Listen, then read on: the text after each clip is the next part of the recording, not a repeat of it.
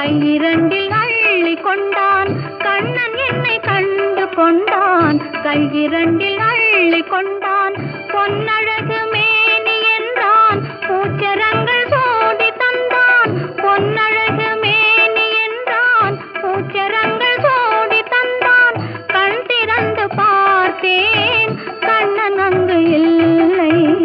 கண்ணீர் பெருகியதே